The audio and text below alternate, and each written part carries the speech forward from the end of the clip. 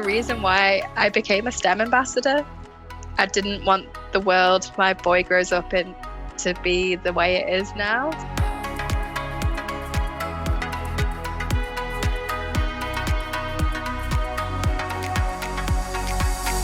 The face of engineering is changing and evolving, but who are the faces behind it, and more specifically, the women? Let us take you on a journey of an exciting career that celebrates success and embraces failure. I'm your host, Ngunan Adamu, and together with The Common Room, we bring you the face of engineering.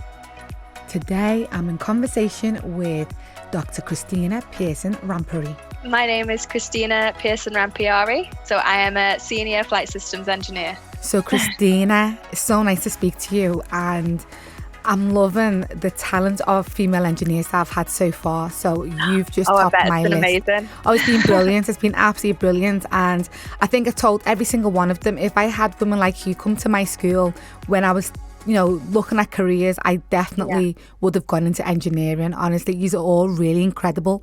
But when I start, that's really good to hear. It honestly really is, because, it's inspiring the next generation. So I want to find out from you, who inspired you to get into engineering, or what inspired you to get into engineering? So I was inspired to go into engineering because I actually really enjoyed maths and the mechanical side of physics. I think it was because I really enjoyed solving problems. So I really enjoyed that, but I also enjoyed like creativity subjects as well. I liked art and subjects like that and design. So that's what really inspired me to go into engineering. And then when I was young, I went to an air show, the Dartmouth Regatta Air Show, and with my family. And when I saw the jets that were flying over and the sounds they were making, I was just in awe. I was like, you know what, that is the industry that I want to work in. And that's where it all started with aerospace. And that's why I chose to do a degree in aerospace engineering. So can you remember what it was like, going for the open days and, speaking to the lecturers before you actually made concrete decision that, this is what I'm going to do? Yes, so I think I went to visit Bristol University, which I didn't actually go to in the end. It was, amazing. It was great to see all of the facilities and, I think it was, I'd lived in Liverpool all my life before then, and just going to Bristol itself was like, wow. And then just looking around campus and things, it was quite kind of freeing a little bit. Well, when you went to, so when you finally obviously decided what university you were going to, was you the only woman of colour in that space, or was it a nice mix of up and coming engineers? So there was 2 women on my course when I joined, and I was the only one of colour. So it's crazy, isn't it? Absolutely crazy. So did you ever feel like intimidated, or were you, was there a nice feeling? Did you ever feel like you were the other or the only?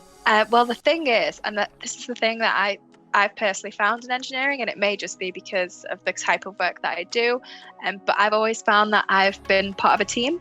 So even in university, I was part of a group, and we revised together, and we kind of taught each other modules that we were struggling with, and held like revision sessions with each other, and we had group projects. So we had that team ethos. And then even in my job, I'm part of a team. We have a shared goal. So my opinion is valued. I don't feel like my opinion isn't valued at all because of my gender. I've never experienced that kind of bias. I like that. I think that's one of the most important things, is having that sense of belonging, regardless if you are a woman or you have a disability, or being able to work in a team. And especially in engineering, I think that's really important, because it is about obviously going away and doing your own thing, but you're part of a collective.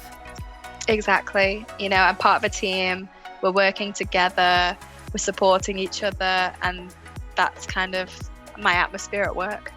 So can you remember the first thing you designed that gave you that proud moment? So my first job after university, I was involved in civil aviation.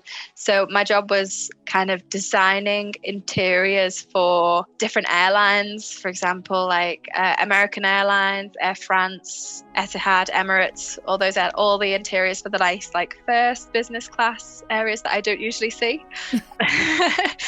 So it was really nice because I got to be involved. I got to go to America. I got to go to France. I got to be at the design reviews with the customers. to show them like what we had developed for them. So that was really fun. But did you fly business class so you could feel what it was like? No, unfortunately I didn't. But it was great anyway, just to get to fly to. I think I went to Santa Maria. I got to spend like a day in Los Angeles for a day, and that was like really nice. You're building this up now. I feel like I need to stop my career and just do a bit of a change. But that was my first job role, and then since then I've moved on to work for BAE Systems. So I'm involved in BAE Systems as a big defence global company, and I'm involved with developing as a flight systems engineer. I've been there for 6 years. I've been involved in developing equipment for different platforms or aircraft. So I'll be involved from the beginning, from when it's an idea, it's concept, and then to design and build, and then to test, and then all the way to in service. Obviously, when that equipment isn't in use anymore, correct disposal. Okay. So that's kind of the whole life cycle of any product, really, but the engineering life cycle that I work in. Can you elaborate on that, the life cycle? Yeah, so that life cycle is that from beginning to end, in developing equipment from that beginning point all the way to the end, and that's a part of my job. So I will be involved from the design, when it's an idea, working with different teams such as aerodynamicists, test engineers, structural engineers, working together to integrate equipment onto an aircraft, and then testing it, then putting it in service so it's on an aircraft with a customer, and then afterwards when it's no longer needed. So that I'm involved in that whole life cycle is what we call it. So what does it take to get to the level that you're at right now? I didn't do as well at school as I wanted to. So there's so many different ways in. I did my degree, my master's degree, which is 4 years, and then had another job in between before I actually started working in my current role, which I didn't know existed, this job role, until I started applying for jobs. But there are so many different ways. There's apprenticeships, graduate schemes. And you know what? I'm glad you said that, because so many young people are very hard on themselves, and I've been doing so many talks, and I remember I graduated from my degree with a 3rd class degree, and I always say to them, look where I am now. I've been in the industry for 15 years, and don't be hard on yourself. If you've got a passion, you will work to get to where it is that you're aiming for. Don't think that your grades define where you're going to go. And so I'm happy you said that, because a lot of young people and parents are so hard on themselves in terms of getting the right grades. Yeah, I definitely wouldn't be discouraged. It's not the end of the world. That there are different ways afterwards to get into different industries. So it's not the be all and end all. And I didn't get into Bristol Uni, so and I still managed to have the job that I have now. Exactly. And that's the thing, isn't it? Now, one of the big things that I love about engineering and talking about engineering is, that celebration of failure, because in the UK especially, we never celebrate failure. It's all about success, success. And I think with engineering, what it allows you to do is to test and fail. So for you, would you say that has supported your growth and your development as a woman? Definitely. I think as well, this is something that I only really started doing last year, was putting myself out there more, because I was scared to fail. It was only until I came back to work after maternity leave, I was like, you know what? I think I gained some confidence from just kind of winging being a first-time mum, and was like, I can do this. Yeah. So, I can put myself out there a bit more. And, if I fail, I'll just learn from it. And it might be that I don't want to do a certain thing again, but at least I'll know. Or it might be that, I don't do something as well as I could have, and learn from that for next time. So that's when I started thinking, I'm going to do more. And I started doing a little bit, I became a STEM ambassador, started doing activities, and then started doing more. And then now I'm doing panels, virtual panels, and way more than I ever thought I could do. But I've only done that by starting to put myself out there a bit more and gradually getting there. Well, this is it, because I loved your article in The Guardian. How did that come about? So I think that was, on Twitter. I think I saw a request from a journalist to speak to women in engineering. And I thought, you know what? I don't think it's going to happen, but I'll just, say, introduce myself. And then it went from there, really. And then you came on Radio Merseyside. Yes. And then I spotted you and I was like, she sounds amazing. We need to get it on. And that's the thing. I found that since I've been doing more and more, it's led to more opportunities. And you know what? And that's the key, isn't it? Because I've realised, with COVID and lockdown, it's actually a lot of other women have said similar things to what you've said. We've kind of said, what's the worst that can happen? All we need to do is put ourselves out there, put the energy out there, the positive energy. And if it doesn't go well, it doesn't go well. If it does, fantastic. And exactly. And look at us, look where we are now. You talked about maternity. So, let's move on to motherhood. Would you say that has hindered or empowered your career and vice versa? I would definitely say empowered, which is probably not the norm, really. But definitely since I've come back from maternity leave, I've won awards, I've got a promotion, I've become a chartered engineer, I've started doing all of, the extra stuff that I do, like panels and things. It's just been a whirlwind, really. I think it was last year I returned to work. Yeah, May 2019, and everything that's happened since has just been, a whirlwind. It's crazy because I always say to women who are becoming mums, and I always say to them, your life will change in such a positive way. Because I know for me, when I was pregnant with my little one, I was nervous, I was scared. But I found when I had him, I started thinking more about what kind of world I want him to live in, what kind of legacy I want to leave behind, what type of example I want to be as a mum. And that's how I've made so much of my decisions now. And I can see where that's come for you as well. It's just these little things that just turn you into like this kind of demigod, and you're like, I need to protect you. I'm going to make the world a better place. And that's 100% the reason why I became a STEM ambassador. I didn't want the world my boy grows up in to be the way it is now. So I wanted to inspire more young girls and the next generation into engineering. And that was all because, I became a mum and realised, I want to make a difference. Do you think, more needs to be done for working mothers, especially in your field? I'm lucky in that, so the company I work for, BAE Systems, I'm able to work flexibly. So I don't work the same amount of hours I used to because of childcare on a Friday. So I work 4 days a week, but it's really flexible, and I'm lucky that I've been able to do that. So I do think more flexibility and support would be great for women returning to STEM careers, because there is an issue with women not returning into STEM careers.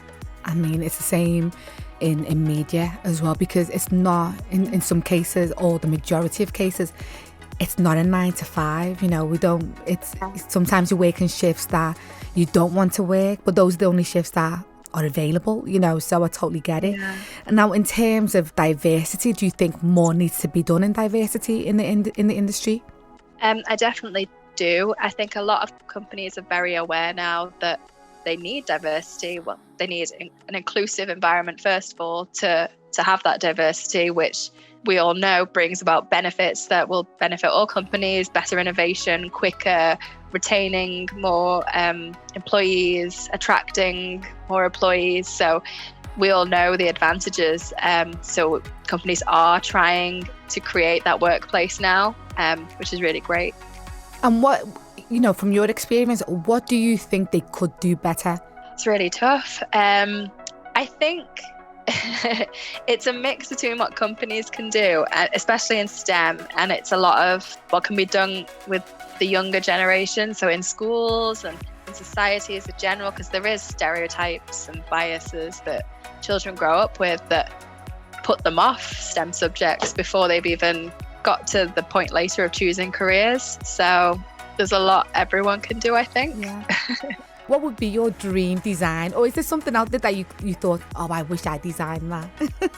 Ooh, that's a tough one. I think the project I'm working on now, which I'm really enjoying. So I'm working on the Future Fast Jet program currently, and I'm involved in developing technologies for equipment that's going to go on that.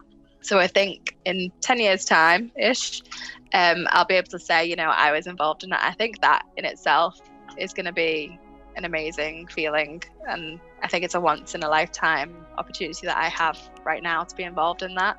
So I think that in itself makes me really happy. You know, the world of engineering, especially what part you're in, is quite similar to journalism, because there's so many things that are embargoed and you want to talk about them, but you can't talk about them. Yeah, I can't go into too much detail, but yeah, working on new technologies and putting them onto a future fast jet is just an amazing opportunity to be involved with. Oh, that's amazing. And finally, what piece of advice would you have for, you know, any young woman, or especially young women of colour who are looking at their future options in terms of career? So I think like two main things that I can think of, and I always try and make this point when I'm asked this question: mentoring. Finding a mentor is really crucial, I think. I have experienced the benefits myself of having a mentor. When I returned from work, I had a mentor and she really helped me. And, you know, for guidance and support, it's really good to have a mentor, and working on your kind of career goals. So that's one thing. And also networking, I think, is really important. It's really great, especially, you know, if you're feeling alone as a woman of colour, or feeling, you know, like you're in the minority. It's really great to have a network of supportive women who've got your back and who you can talk to. I think that's really important. So Krystina, apart from being a mother and being a STEM ambassador, what hobbies do you have? So when I'm not running after my little boy, so I have an Etsy shop that I run by myself, which takes up some time as well. I sell enamel pins or pin badges that highlight diversity in STEM careers. Ah, that's amazing. When did you start that? My first pin said, "This is what an engineer looks like," because whenever I have told people, the majority of the time people say, "Oh, you don't look like an engineer," or "I wouldn't have thought you were an engineer." So it started with that, and then I got lots of requests, you know, scientist, pilot. I've got a new one that's coming out soon, mathematician, all these careers, and I keep getting messages. So it just kind of really took off in a way that I didn't expect, and I decided right from the start, because I wanted to give something back, that I would donate part of the proceeds from each pin to different charities. So it's been really great. I've raised over £1,000 now, which I didn't expect at all from starting this during the first lockdown. Yeah, incredible. Oh, that's amazing. That's absolutely amazing. So what's the business called? It's called Aviate. Aviate. How do you spell that? Aviateher, all one word. Aviate, I love it. You were listening to Krystina, a woman from a young age who knew what she wanted to do. She demonstrated well how you can achieve your goals regardless of what gets in your way. Something we all need reminding of in early 2021. Now, on our final episode, and certainly not the least, we catch up with electrical engineer Dr. Nike Folayan on the face of engineering.